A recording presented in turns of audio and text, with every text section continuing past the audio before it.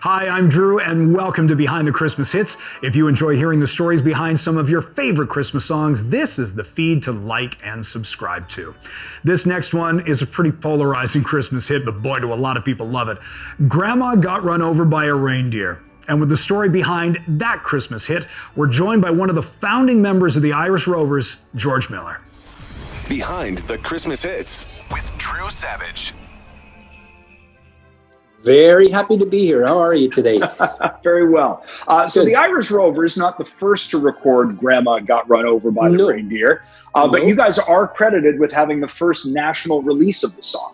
Well, yes, we got lucky that way. I'll tell you a brief history of how it came about. We were playing in some of the ski resorts, Aspen and Vail, and we were driving back through the American Plains going up to Winnipeg for the next booking just before Christmas. And we happened to hear this little song. I think it was the late 70s. And it was a husband and wife called Elmo and Patsy.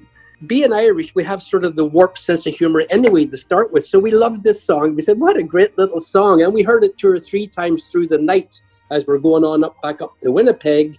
And so then another 10 years passed. And Jack Richardson, who was our producer, who also did the Guess Who, he said, Attic Records in Toronto, our record company at the time, they want us to do a Christmas CD. And we said, oh, well, that's something different, but there's lots of Irishy type Christmas songs we can do. It was one of the last couple of cuts for the album. We had about 12 and we needed 1 or 2 more. So that's when I remembered this little song, Grandma, that we'd heard all those years ago. And he said, okay, I can find that. And through Attic Records, he was able to find us the words.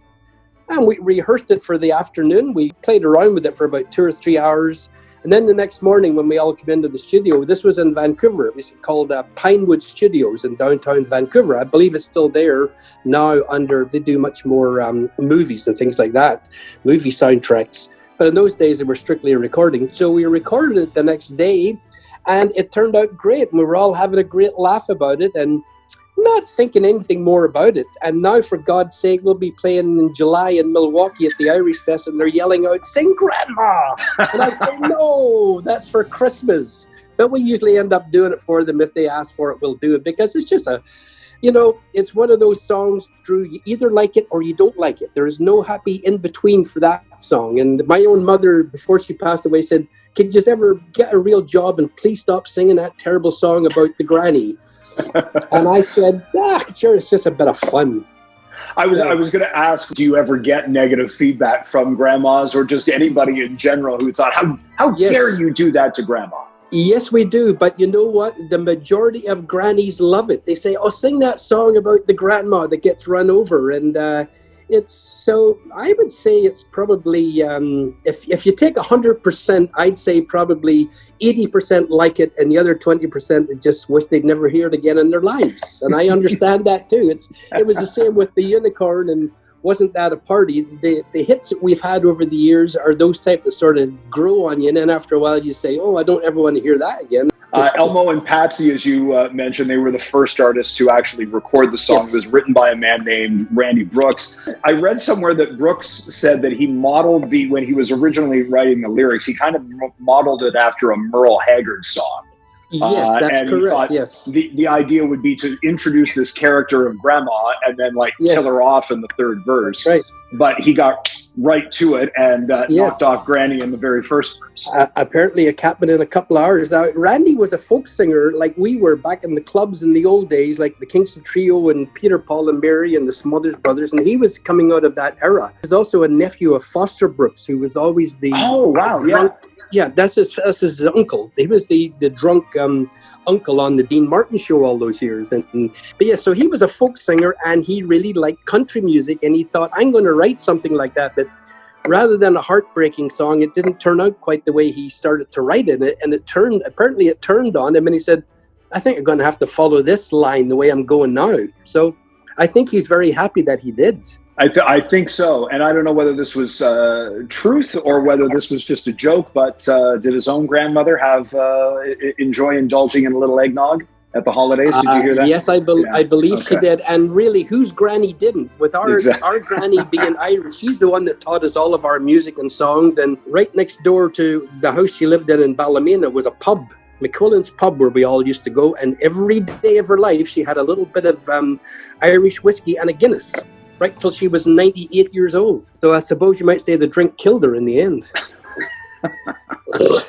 Grandma got run over by a reindeer. It is a Christmas staple. Do you have any specific memories of the recording session? I know you guys said you were kind of playing around and having fun. The thing is about Christmas albums, and I'm sure you've heard this from other artists, is that you usually have to do them in August.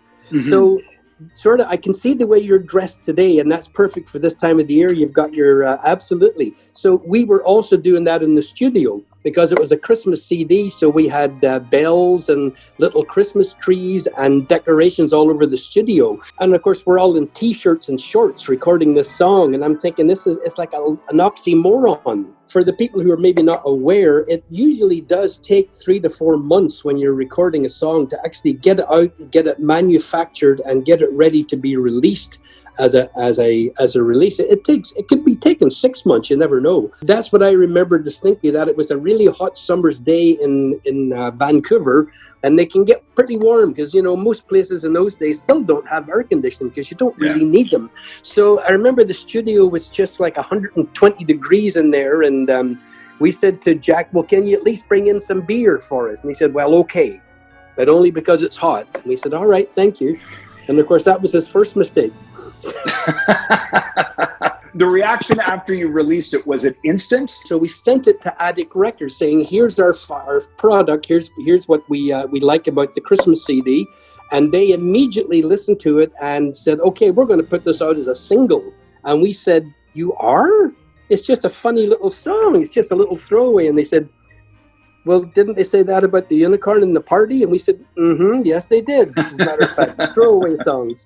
So we said, "Okay, good luck with this." So within about a week or 2 weeks, they said, "You're getting airplay."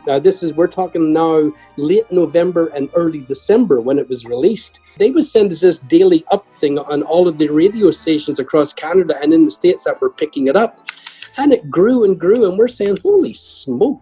Nobody was more surprised than us. And that's happened 3 times in our careers. With the Unicorn, wasn't that a party? And now this one, it's something you don't expect. Like if you're the Beatles and you put out a song, you expect they're going to sell 5 million copies. Well, if you're the Irish Rovers, first of all, most radio stations don't know what to do with us. They use our CDs as frisbees because they don't know what category to put us in. Not true. I've never thrown one of your CDs as a frisbee. That's not true. I'm a long-time fan. You. Never done that. All right, you're getting a bottle of whiskey for Christmas. Thank you. I appreciate that. And we had a couple of really great musicians. We had Gary Gulliker, who played the lead guitar for us on that, and also the bass. And then our own piano player, Michael Krieber, played the piano on it. And then there was me on the guitar. There was my cousin Joe. He played harmonica on it. And then Jimmy did the singing.